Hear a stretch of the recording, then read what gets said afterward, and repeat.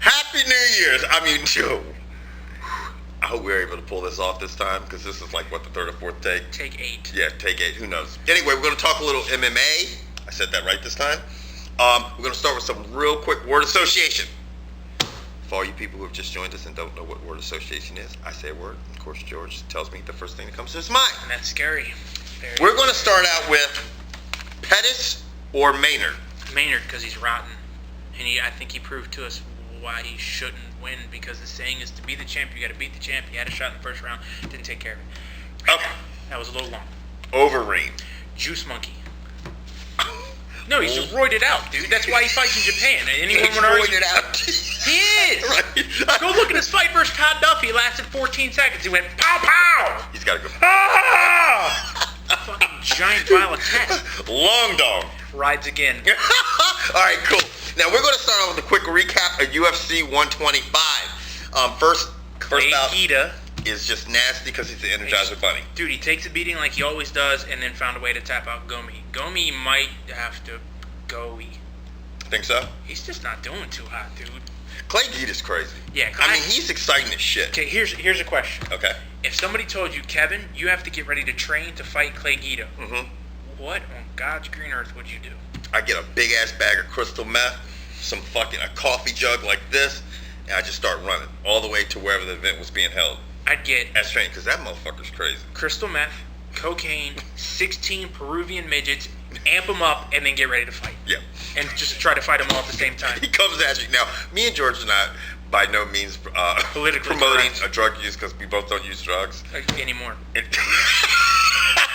But that's probably what it would take to fight this guy, because he is go. Dude's now, like the Tasmanian devil. He is that's what they should name his ass. Now, Nate Diaz fought Long Dong. And my boy came through. I always tell you that you can't bet against the Dong, and the Dong dominated him. We told you that last time. For all you people that thought we were joking, if you bet against the Dong, you will get fucked hard. That happened to Diaz, I think. Okay, on to Brandon Vera. Brandon Vera is a good fighter, but when you have your last 2 fights, which ends up in having 2 operations, Yeah, he had a tough go of it. He's having some struggles. Thiago Silva at one point was riding his back and slapped him and played the Congos on his back, broke Brandon Vera's nose. I hope before the UFC cuts him, because I think it's kind of imminent at this point. Who cuts Vera? Yeah, because he's lost 7 of his last 10. Something like that. Yeah, I mean, that's just... And Dana White, in all honesty, I'm surprised Dana White's had him around this long. Because Dana White's quick to pull the trigger. Yeah, he is. So, I mean, maybe people come out and really support Vera and put butts in seats. I mean, other than that, I just don't know... Because he's a good guy, but more likely Dana White's going to say, see you later. Yeah, and then hopefully you go to Strikeforce or go to somewhere else and continue to fight and get 5 or 6 wins under your belt and then come back to the UFC. Yeah, because that's been several fighters that have gone that route. Now, Chris Leavin versus Brian Stann, we knew it was going to be a slugfest. It was a slugfest. Chris Leavin came out short end of the stick. But you know what? I'm still going to take my hat off to Chris Leavin, because he goes out there and fights. Yeah. He's like, you know what? This is what I'm going to fucking do. This is what you're going to expect. This is what you people are going to see and what you paid for, and I'm going to give it to you, even if I got knocked the fuck out. And they made a point during the fight. Leavin does very well with guys who stand still and don't have good footwork and don't have a good head movement. And you know what? Surprisingly, I've watched Brian Stann since he was, the light heavyweight champion in the WEC. And he's gotten progressively better. And he called out Wanderlei Silva. No offense, young man. Beating Wanderlei Silva is not going to help progress your career. Yeah, not at this point in time during Wanderlei Silva's career. 10 years ago? Yes, you would have been the man to beat him. Now? No. So what? Lightweight championship. Frankie Edgar versus Gray Maynard. This MMA judging is fucked up. I'm going to tell you Period. We could sit here for the next 30 minutes and talk about how it's jacked up. This fight was a perfect example of it. It was a perfect example of it, and I'll tell you why. Because it was scored 48-46 Maynard, 46-48, and I'll repeat that, 46-48 Edgar, and then 47-47. I don't know how a judge, and even for your Frankie Edgar fans, I don't know how a judge scores at 46-48 when, to me and most people, it looked like a pretty close fight. You would definitely have to say Maynard definitely got a 10-8 in the first round. Without a doubt, he knocked him down twice. You definitely got to give him the 10-8 the first round. You probably have to give him the 3rd and the 5th round too.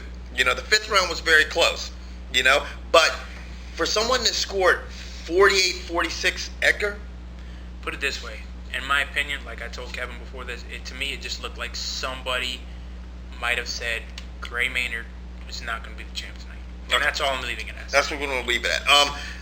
Now, that brings the next question. Who do you think deserves the next fight against Edgar? Do you think it should be Maynard or do you think it should be Pettis? I think you have to give it to Maynard. Really? Yeah, I do. I Now, really see, do. this was where I would be like, this is fucked up. Because even though it's a draw, Pettis sits back, wins his fight, says he's going to get a shot, so you don't think he should be next in line? Nope. Cause Not on a draw. But even though it's supposed to be a unification fight? Put it this way: if it's up to Dana White, in my opinion, Maynard's going to get passed over. Maynard's been passed over for a long time. Frankie Edgar's only loss right now is to Gray Maynard. Right. He only has one loss, and it's to Gray Maynard. So, in my opinion, Gray Maynard should have had the title shot before Frankie Edgar. So somebody out there want to explain that one to me? We want to know, all you viewers out there, who do you think should get the next shot at Edgar? Should it be Maynard, should get a rematch, or should it be Pettis, who's supposed to get the unification fight? Now, big news in MMA. Good news to hear. Yeah, in good MMA. news to MMA. Liddell took off his trunks, tacked him up on the wall, and said, "That's it." Yeah, which was smart. Chuck Liddell, He's- had a phenomenal career Right. in mixed martial arts. He had the most KOs in UFC history, the second most UFC bouts. No, here's my question. And this is relative to football, because everyone's going to say, "What about Brett Favre and his career?" When you think of when somebody says Chuck Liddell, are you going to think of how his last 3 or 4 fights went, or are you No. going to think about his heyday when he was cold cocking cats? Yeah, I'm going to think about what he did, man. But I think, because you can look at a lot of greats. You're going to look at Ali's last fights when he was in the ring with Holmes and stuff like this. I think about Liddell. Not only was he a great fighter, but he was a big pioneer for the sport. Oh, yeah. He was such a draw in his fights with Ortiz. In Couture, he had such a tremendous draw. It really put the UFC on the map. Definitely and rekindled helped. it. So that's what I'm going to look at. He's taking a VP position with UFC. In other words, he's going to be doing a lot of traveling and doing this. And he's getting married next year.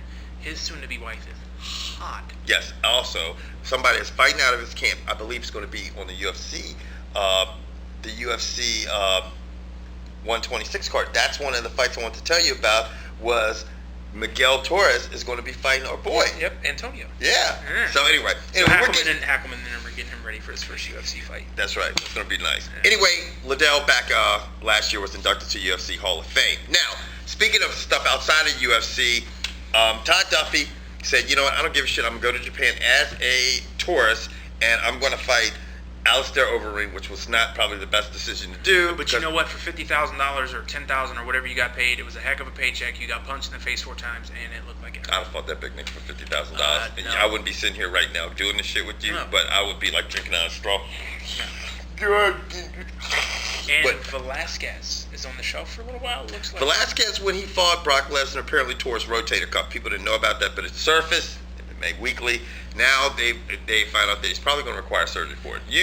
Now, here's the fun one that Kevin hasn't written down, and I haven't even spoken to Kevin about it. The big rumor about somebody on this piece of paper is that Brock Lesnar might be going back to the WWE. I know, I heard that actually. Did you? Mm-hmm. I find see it that. interesting. I can see that. Tristan. Well, supposedly Vince McMahon's trying to work out a deal where Brock Lesnar can still show up to WWE events and maybe even participate without violating his contract. It seems stupid to me. Yeah, that's going to be crazy. Yeah, Vince McMahon says Brock Lesnar's coming to WrestleMania. So anyway. But I will say this. Crossover in those things could kind of help the UFC and could kind of help WWE. I don't think so. You don't think so? I think the UFC is trying to get away from that Mhm. and trying to get away from labeled as a fake thing, because a lot of people still That's is wrestling true. a sport, is wrestling entertainment. Wrestling's entertainment. It's not Yeah. a sport. Do they take bumps and get their asses beat? Yeah, Yeah. shit hurts, but still entertainment. That's right.